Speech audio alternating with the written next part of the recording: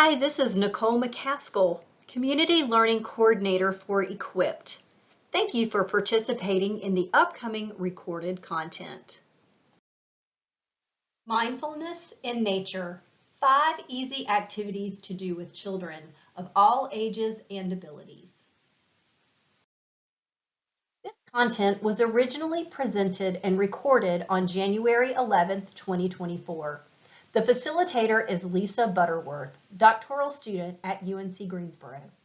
Lisa has been in the early childhood arena in Guilford County for over 30 years, working in various positions within different early childhood centers.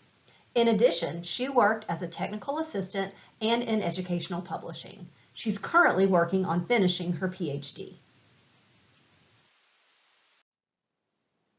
At the end of the session, you will click a link to complete an evaluation. The evaluation allows you to receive a DCD-EE training certificate. You will be asked to agree to an online learning honor code during the evaluation process. The content takes about 50 minutes to view, and the evaluation should take about 5 minutes. Be prepared to save or screenshot your training certificate after submitting your evaluation. To avoid technical issues, we recommend saving it instead of printing a hard copy right now. If you have any issues with your certificate, you can email Equipped for assistance.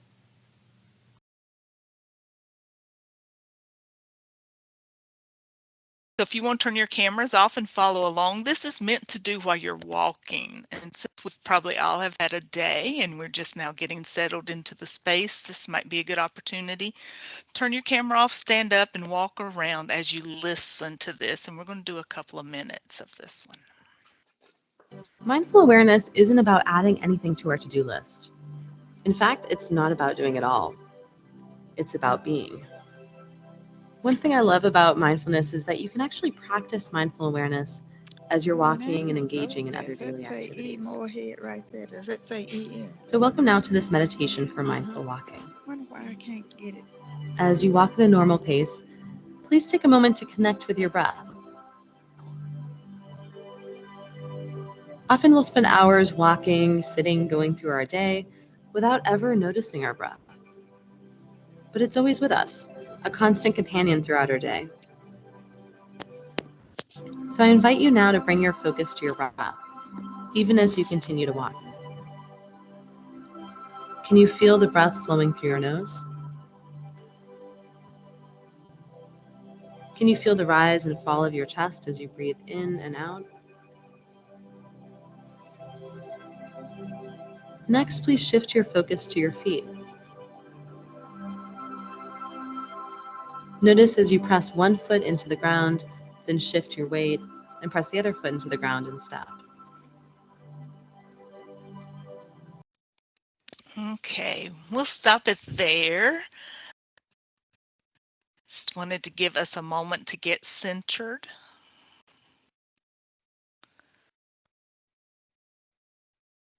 And as you're ready, you can join back. Yeah. Thank you. So hopefully that gave you a moment just to ground yourself, to prepare to hear about mindfulness in nature, and also to think about today. Do you ever stop and think about how you're walking, or is it always at that pace just to get from one place to the next? Do you always look at your phone while you're walking, or do you ever just stop to listen and feel and to make those connections? This was specific and would probably be very good to do outdoors versus inside, but still is a good one to keep in mind as you are out and about during the day. There we go. So welcome again. We're going to do mindfulness in nature. Tonight we're going to talk about yoga in nature, sit spotting in nature, mindful walking in nature, meditation in nature, and story walk in nature. So we're going to start with yoga. So we know yoga has lots of benefits for children, and this would be children of all abilities and ages. We know it helps them with their body awareness. understanding where that body is within space. And we know a lot of young children really can struggle in this area with not understanding where their body is in relation to the space around them. Coordination. We probably have all had those children in our classrooms who were not ready to balance on one foot or constantly bumping into things or other children. So working on that balance piece with children. Their flexibility.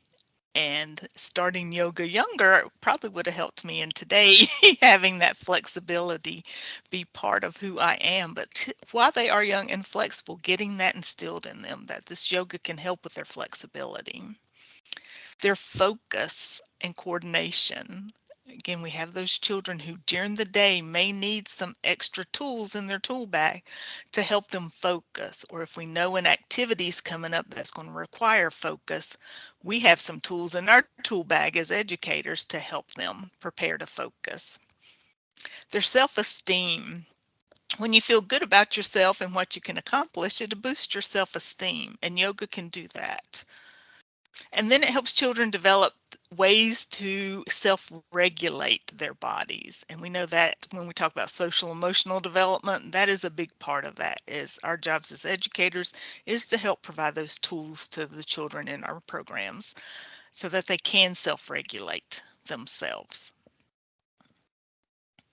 So those are benefits of yoga all around, but what if we were to take yoga outside and do it in nature? There's no rules that yoga has to be done inside on a yoga mat. So let's think about taking it outdoors and doing it with nature.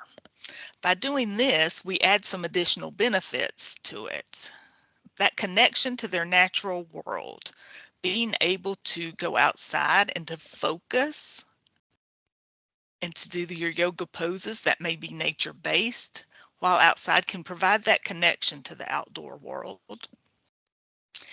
Strengthen their connection. We want to enhance their knowledge of the outdoor world, and we can do that through movement of different natural items such as animals or plants. And then to stimulate their senses. Now, when we do yoga inside, yes, it does stimulate our senses, but think about how that would be different if we went outside to do yoga. There's no hard floor. We would be on an area that would have different materials to it. What we smell would be different, what we could hear, what we would see. So we're adding that additional stimulation to their senses when we take yoga outside. There are lots of good resources throughout tonight. There will be lots of resource slides provided, and then you will also get a copy of this PowerPoint at the end. Nicole can post it for you, so you can access the resources there and all the websites that are there. But just to show that there are yoga resources that are specific to nature as well. We see our garden yoga, where the poses we do are nature-based. You see that book, A Little Calm Spot. That's a story about yoga, and that's about being focused, using yoga to get focused. And I know we all have that child in our classroom who needs a little more in that area, that assistance, that extra tool to use to be focused. So those are a few resources, and again, you'll get this PowerPoint and there'll be lots more throughout to help. So we also, when we think of yoga, may not consider that yoga is for children of all abilities. And you may have children in your program who do have differing abilities, and we want to make sure that yoga is inclusive of them as well. What yoga can do for children with differing abilities, it can bring some calmness to their bodies if that happens to be one of their struggles. It could bring energy and energize them. It can still develop that sensory or where their body awareness is, as it does with all children. Self-regulation again carries over. That applies to all children as well. Promote social interaction. We know that a lot of times children with a disability may struggle with those social interactions, but yoga can provide that opportunity for social interactions. There are opportunities for partner yoga. There are opportunities to model with yoga. It also can work on speech and language, motor development. using yoga to introduce new words to them. And we think about children who need that visual, or to touch, they learn by doing. Yoga also could help. So if you're teaching new words to them, is there a yoga pose that would support that outside in nature? We help them learn to monitor their anxiety levels. What's a win-win is when a child starts to feel that anxiety or anxiousness, is they know, oh, I could stop and do some yoga right now and try to get my anxiety to come down some. And if we can get these tools when they're younger, we know that these tools will carry and follow them as well. So children with differing abilities may have some different anxiety levels we should be aware of, and yoga would be a good tool for them to use. It can help with their independence and self-esteem. We know sometimes there are activities that other children will be able to do, but a child with a disability may not. But yoga is one of those activities where they are going to be able to complete yoga, and this will help with their self-esteem because they are able to do what their peers are doing in the classroom. So there are some good resources also. So there have been yoga poses and steps that have been created specifically for children with different disabilities. The one I'm showing here, there's a site specific for children with autism, which might be one of the common disabilities that you have diagnosed for children in your program. This one's swinging in the garden, and we know that rocking motion is something children with autism that is very soothing to them. And it is developmentally appropriate for them to do that rocking motion. So they had some very good poses here for children with different disabilities as well. So what about our infants and toddlers? A lot of times we forget about them, or we plan a lot of great activities for our preschool children and think they're the only ones who can do some of this, especially yoga. But actually infants and toddlers are very capable of participating in yoga as well. It, like with older children, helps with their strength and flexibility, and they are probably the most flexible of all age groups to do yoga with. Their body awareness and balance is the same as with older children as well.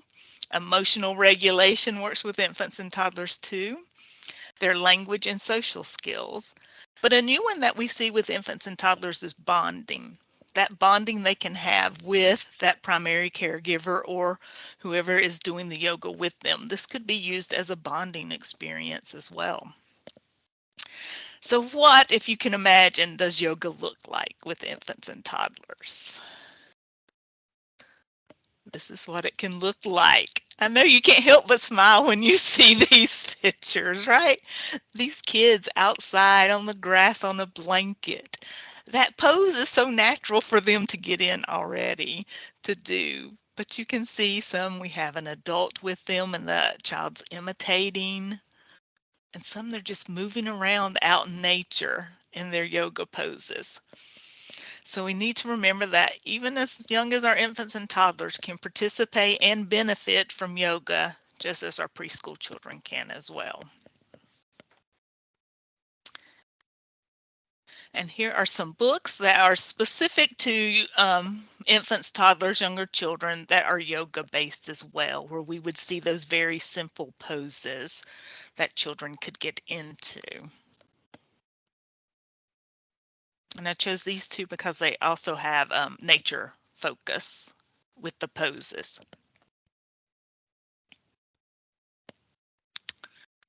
So here was a new topic that I had learned about when I was researching about mindfulness and nature, and it's sit spotting, or some people would call it spot sitting. I am not sure if there's a correct way or to say it, but I'm going to use sit spotting for it. So what is sit spotting, or here they say spot sitting? This is when you choose one place out in nature and you return to that same place at different points during the year, and you sit and you observe what you may see that has changed or is different about it. But it requires you to sit in that spot, that same spot, and just look around, to get focused, to pay attention to what's in nature outside with you. So where could we sit spot? So in the upper corner, you see children are just kind of out in an open area sit spotting, paying attention to what is around them. You may have a quiet space off to the side they could sit in and do this. Here we see again our infants can sit spot just as well. Now they may not be able to say, well, I noticed that the leaves have turned a different color this week than they were a few weeks ago, or to tell us those things, but they're there observing. That is how they're taking everything in. Even though they may not be able to tell us what differences they observed, they are there observing the differences just the same. And they're using their senses to either see or feel those differences while they're outside. Now, some of you would say, I don't have spaces like that in my outdoor learning environment. That's not what we see when we go outside.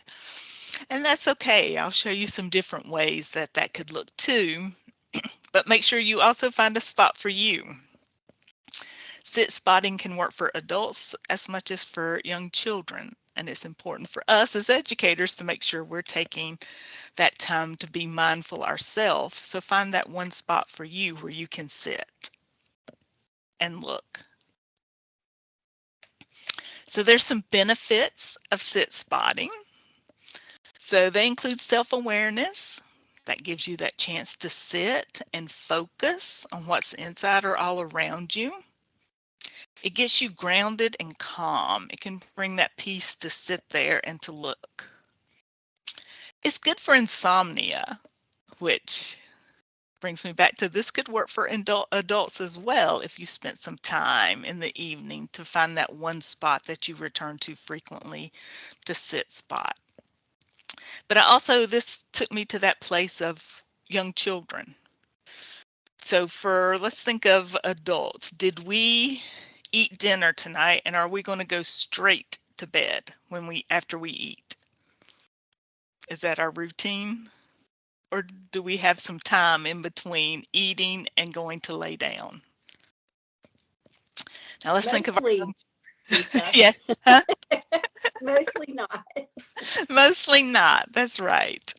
Mostly, and even medically, we know that it is more appropriate for us to eat, have some active time or some downtime, and then to go lay flat. But let's think about what we do with our children in our early childhood programs. They eat lunch, and what's the very next thing they do? They go lay down, don't they? Flat. And then they toss and turn, and we can't figure out why they can't go to sleep.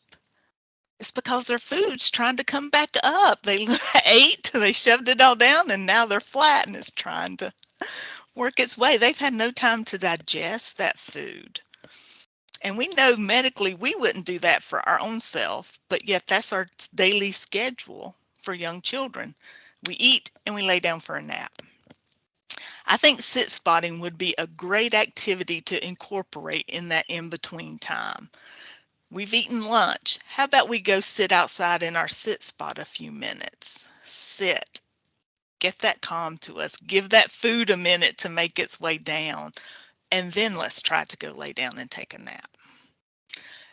I think this would be a great way to wind children down, have a little transition between eating and laying down. And I think sit spotting would be a great way to do that. Happiness. They say if your heart's happy, you're a positive influence on others, and being able to sit out in nature can bring that happiness back. It's a refreshing break that children would need. So here we see your outdoor environment probably may look like this, and not this nice peaceful green area that would have a perfect sit spot in it. So knowing that, we can still do sit spotting in your environment. You could take these foam puzzle mats or a round circle, something outside that would define their child's spot, and take them out and let them sit on that spot. It could be out on the front stoop. It could be out on your outdoor learning environment. It does not have to be truly in nature, like out in the wooded area. They will still be outside and they're still going to be able to sit and focus on changes that are occurring throughout the year. If you have a school garden where you've planted a few planter boxes or have a few pots of something growing, that would be a great place to have the sit spots also, because they're going to see some change in nature occur throughout the year to what is happening to those plants as they're growing. Even in the winter when they've died down, they'll be able to see the differences in there. So we do not have to have that large forest green area to have a sit spot place. Any place you have outside will work to do that in. And there are actually resources on sit spotting, and I was very surprised there are children's books out there on too. Me and My Sit Spot was a very cute book on that. And there's lots of websites that give you guides for how to do sit spotting with preschoolers, how to incorporate the observations into your sit spots if you have older children, how you can incorporate that language and them being able to come back and say, here's what I saw that was different today with that. So sit spotting was very new for me, but totally fell in love with the idea of it and could totally see it being done in early childhood classrooms, and hope that was a new idea for you as well. So I'll pause right there. Are there any questions on yoga or sit spotting or any comments?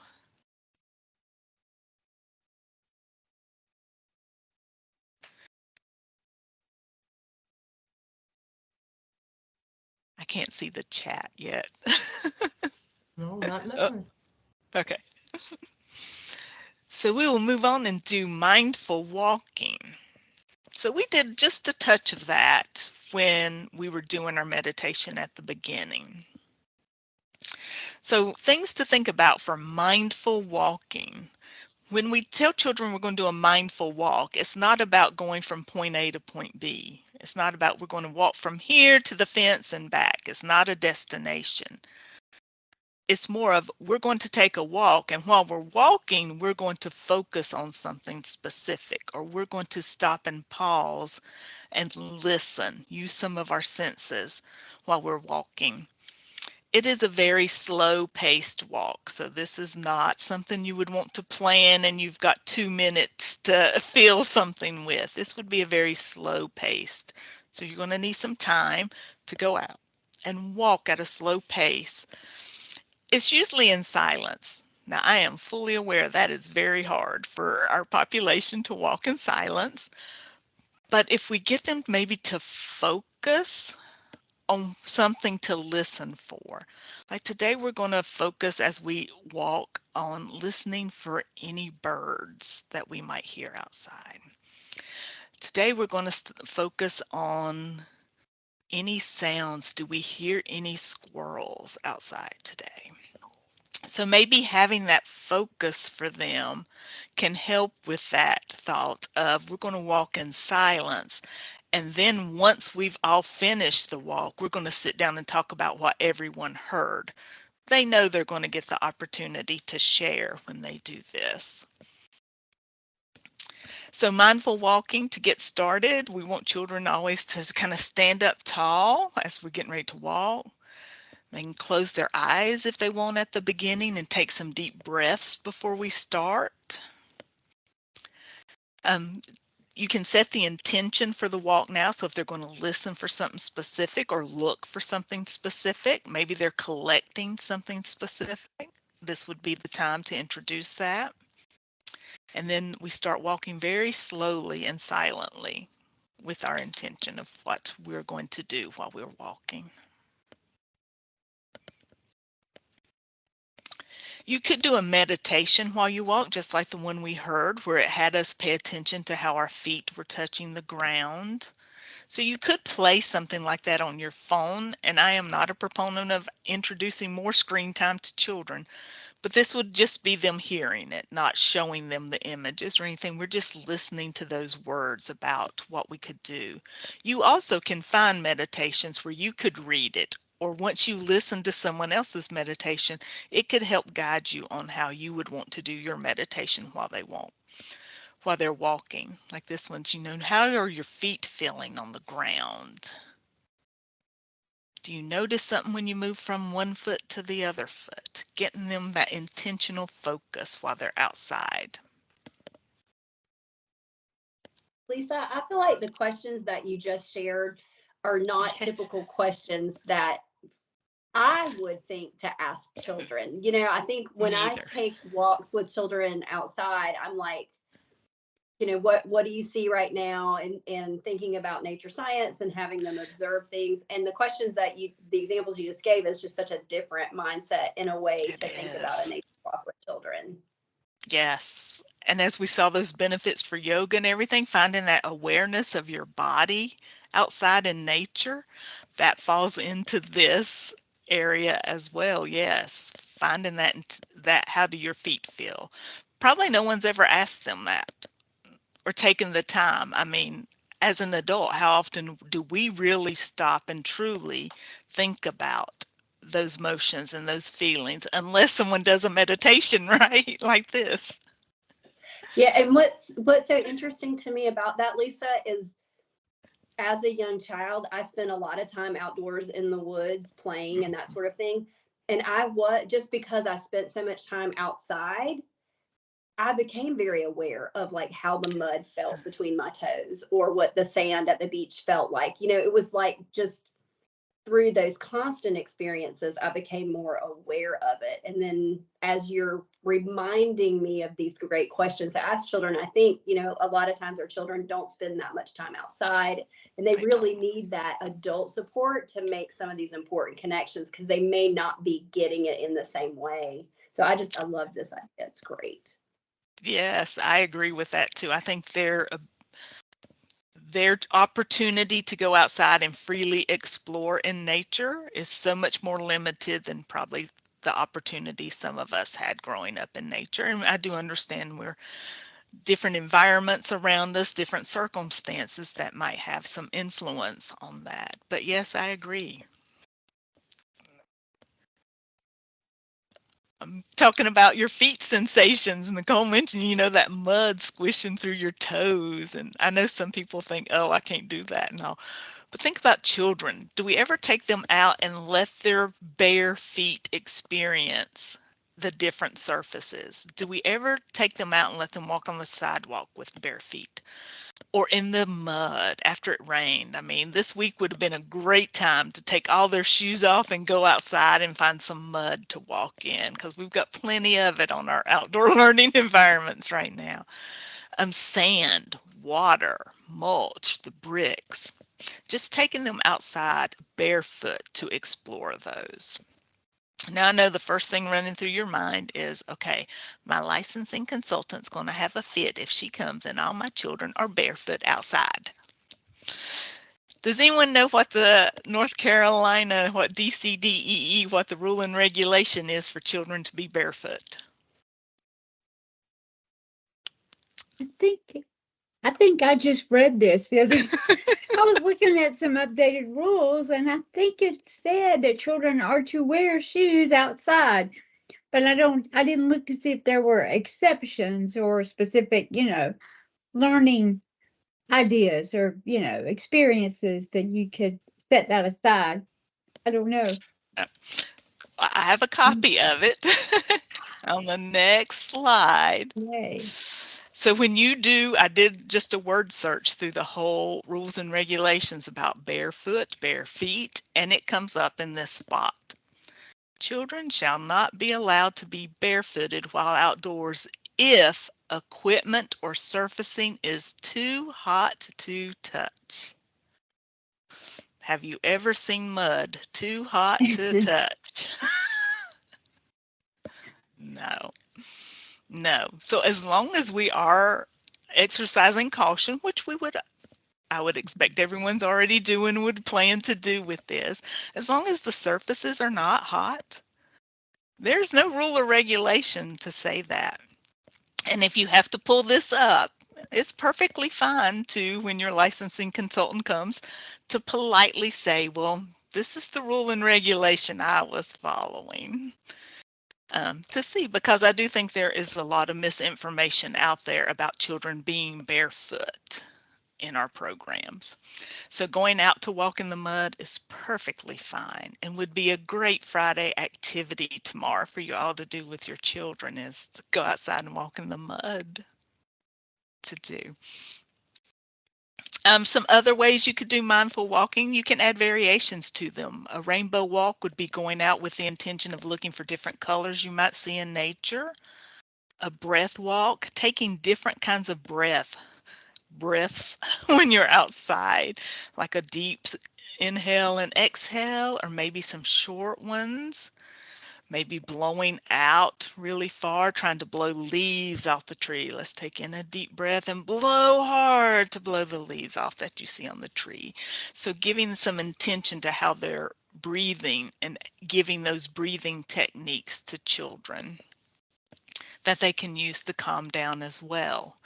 If you ever have one of those days where it's just like, like the day before Christmas when they're anyhow, and the excitement and the emotions are just everywhere, it might be a good idea to say, you know what, we need to stop what we're doing and go outside and take a breath walk real quick. So we can all line up and go outside and just take some breaths and walk around and get some of that calm self-regulation back in so we can come in and focus on what we're doing. It might be a good idea to incorporate this also at the end of your outdoor playtime. So here they've been run for 30, 40 minutes, and now they've got to come in immediately and sit down. Well, their body is still doing this, and we want them to do this. So we need to have that transition inside to be an activity that can help get that body calm back down, because we want them to run and get excited, but we need to transition. So maybe before you leave your outdoor learning environment, having that walk around and doing some breaths that might help calm them before we go in now to sit and focus on something. Sometimes their behaviors is because we haven't necessarily implemented what we need to implement to help transition them from being active to non-active activities. There are benefits to this mindful walking. Walking meditation would be another name you might hear it as. It's active. We are now adding some active parts to their day that may not currently have activity to it, being active. They get the benefit of being mindful, as well as the physical benefit of walking around. And then this is a perfect spot to connect to something in nature and do it intentionally that you have them doing. And there are resources about mindful walking. We see this book, A Mindful Walk with Grandma, which is a very cute story. And even books like I Went Walking, which has been out long before we started talking about mindful walking, is actually a mindful walking book when you talk about the character in the book walking and looking for things intentionally along the way.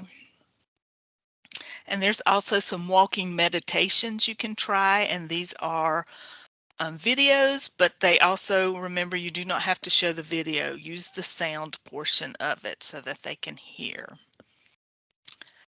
And then, all to my surprise, I never knew that mindful walking was so popular with pets, but there are a ton of books about mindful walking that have dogs in them. And I was very surprised. So this must be a popular practice for people who have pets. So there are lots of mindful walking books out there also that incorporate pets in them as well.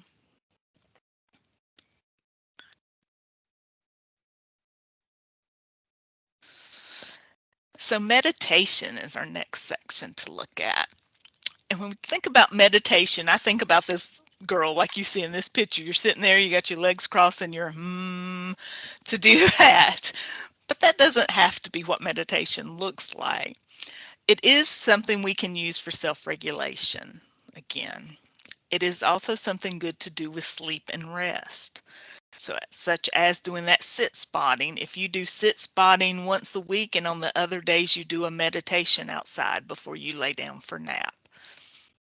It can help with that sleep and rest as well. It encourages your listening skills, which we know all of our children can always improve on listening skills.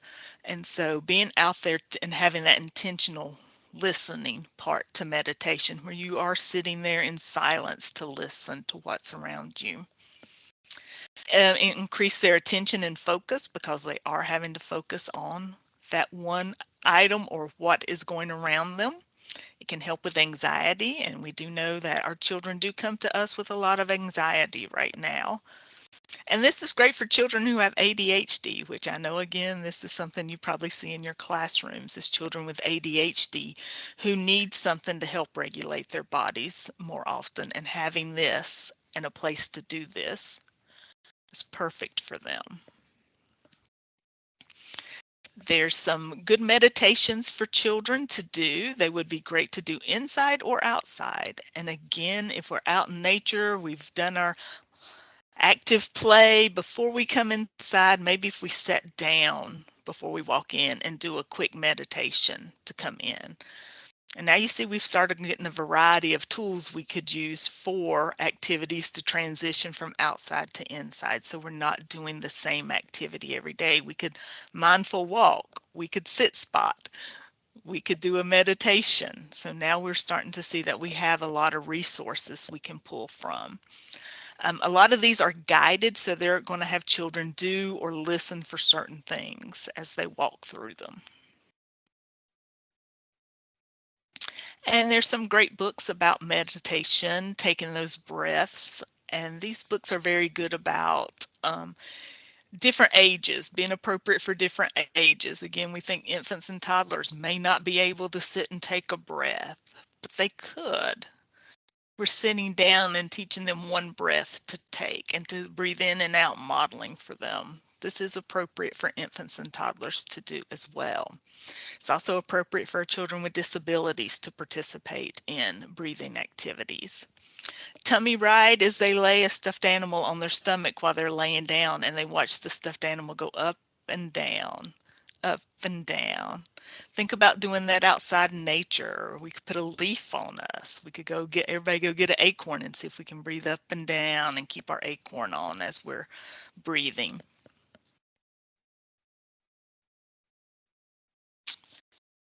And story walks. Another new idea that when I saw, I was like, this is perfect way to connect nature, mindfulness, literacy all together. So Story Walk is a registered concept that was developed by Ann Ferguson and Rachel Seneschal, and they have trademarked the concept of a story walk. A lot of times we see libraries, or we would see them done with parks and recreation groups. But looking at this concept, I'm like, this would be perfect for us to do in our early childhood programs. So it is taking a book and placing a page or a spread at a time in order at different spots throughout. So as children walk and move, they stop to read the next page, and then they'd go on and read the next page of the book. So they're spread out in order, and children progress through the book. Now we see some of these, like this Parks and Recreation has a very nice placard sign to put that nice book in. They've spent some money and invested in being able to do these frequently. But this other one, the young lady in the wheelchair, that is like a yard sale sign, or what a realtor may use type of sign, and they've placed poster board in it. Again, we also see children with differing abilities. This is perfect for them to participate in, and it also crosses that infant, toddler, and preschool ages as appropriate. So let's say we don't have thousands of dollars to spend on this. How can we do this and do it? Whoop, sorry, I jumped ahead, didn't I? We're going to choose a book first. So how are we going to choose our book? The books that work best are those that do not have a lot of text, because children need to be able to read it or understand it by the picture and then move to the next one. So we do not want a lot of words in the book. the story needs to kind of build something as it moves through so that they want to go see what's on the next pages. And about a 20 to 30 page max book would work. And I picked some, and these are some you've seen throughout that deal with nature. Like I Went Walking would be perfect to spread into a story walk. Doing yoga at each one of those signs in a story would be great. So children are stopping to do a yoga pose at each sign as they read and go through. Books like Brown Bear, a story children know. There are yoga poses for each of those animals that you could print the yoga pose out for each of those animals and add it to that story. So you add in the yoga piece to the story walk. So now I think I'm going to show you some, if you don't have those $1,000 budgets, how can I do this? So I was able to find lots of images of ways people have done a story walk and done it very inexpensively. The first are like those election signs. They come on those little metal yard stakes. If you see them laying around anywhere after election days or something, just take you a few if you need them. I'm sure all of our politicians would like to contribute to education in a positive way and would not mind you taking their yard sign post after the election. But they just fold it over poster board and put the page of the book on it. Now they have torn apart books or photocopied the book, and there are rules and regulations against the photocopying of books, but as long as you are not blowing it up past like 75% of the page size, then you can copy it to use in a story walk. So the actual two ladies who have done this have printed the rules and regulations about printing. We also have great used bookstores, Ed McKay, or if you go to a consignment store, finding those books where you get them for 25 cents or $1 and tearing those apart, I know would not hurt as much as tearing apart your brand new books in your room would, but maybe finding some used copies of books would be a great way to do this too.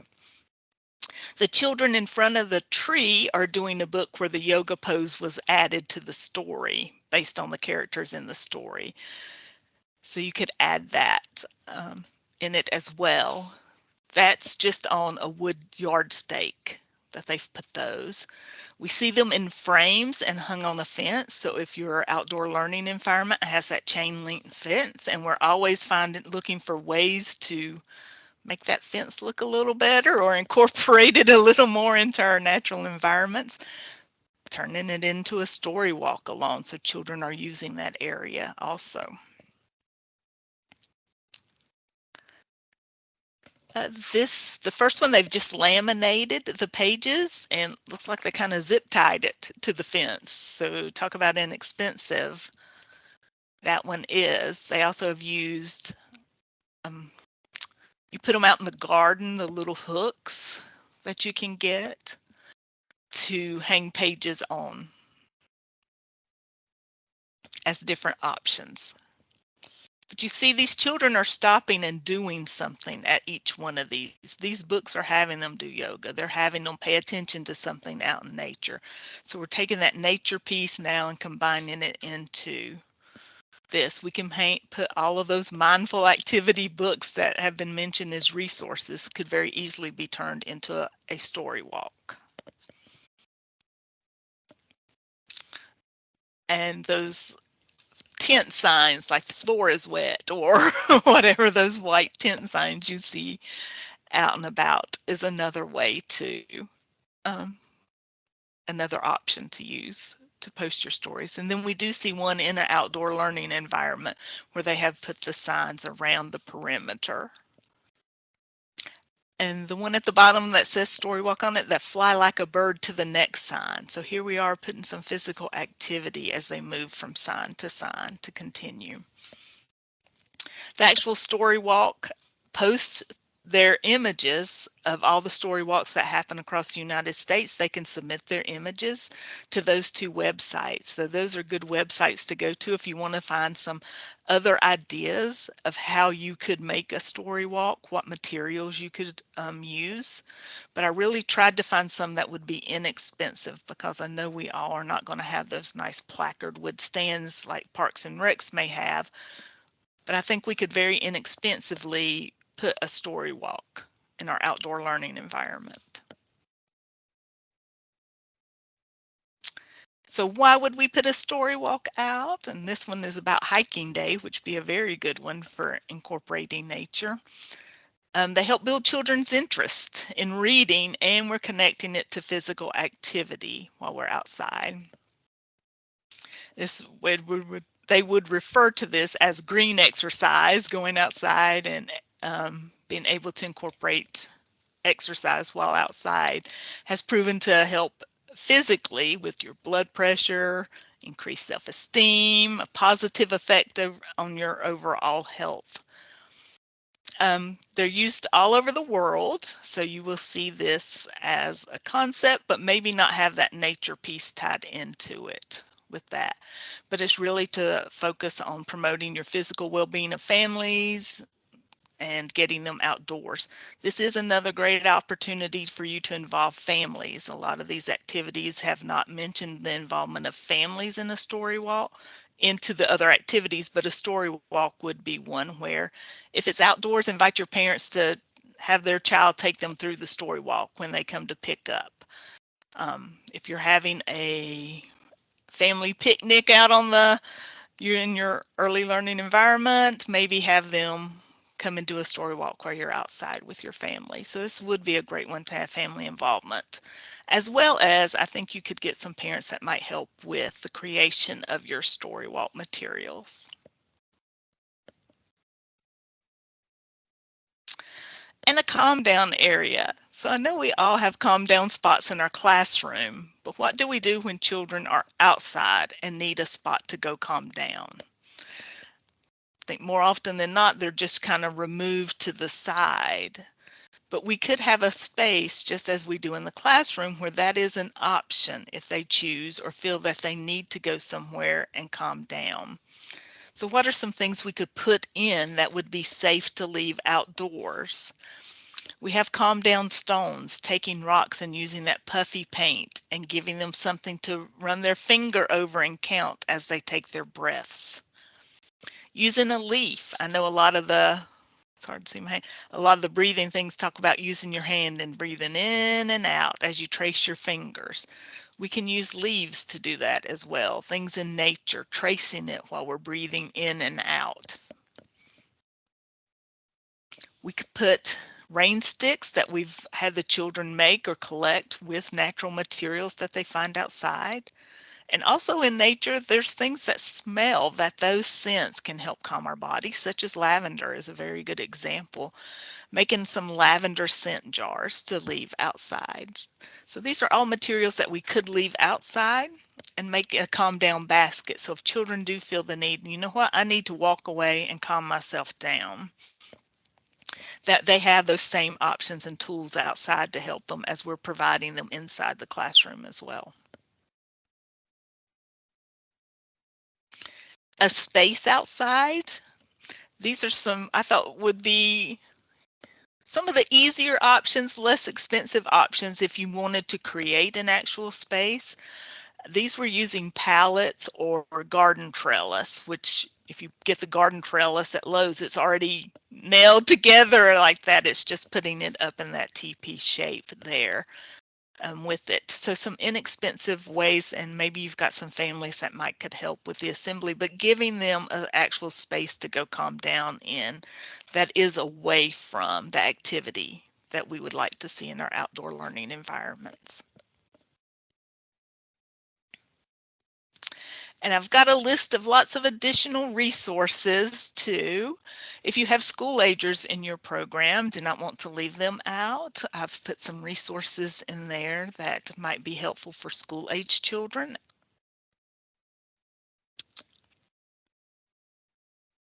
and for reflections and questions. That was a lot of information.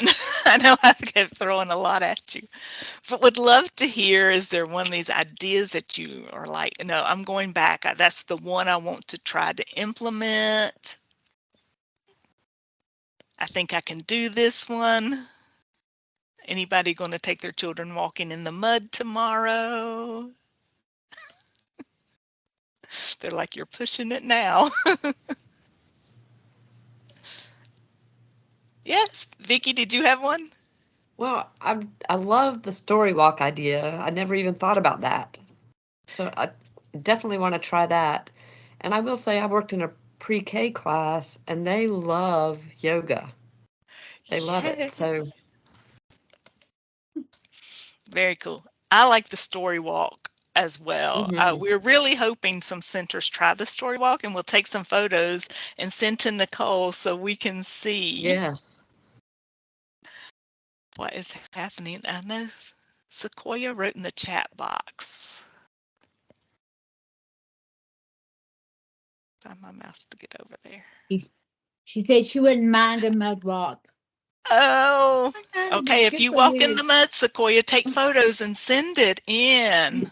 I did observe a preschool classroom on, I have to get my days straight now, Tuesday, the day of the storm.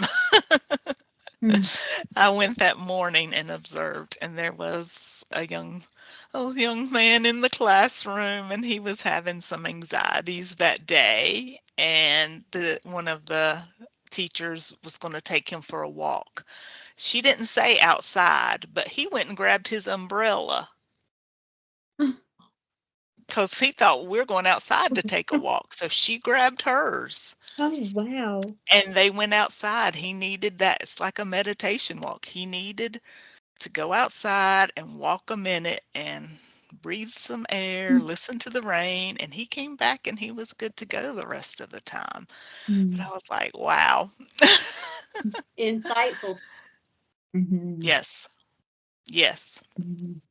It's like he had developed some tools. He knew I need to leave this space right now, because if not, my body's getting ready to be out of my control. I So need he's space. self-aware and can regulate with a little bit of assistance, and the teacher was really there supporting that. Yes, yes. And kudos for her for grabbing her umbrella and saying, all right, we're going outside, aren't we? She followed his lead on that. She did, and out they went with their umbrellas. Well, thank y'all so much for having me tonight. I appreciate the opportunity to share. Thank you, Lisa. Awesome. Thank you so much. Thank you for viewing this recorded content from Equipped. We encourage you to visit our website at equipped.info to learn more about how Equipped supports and encourages early childhood professionals in Guilford County. Thank you.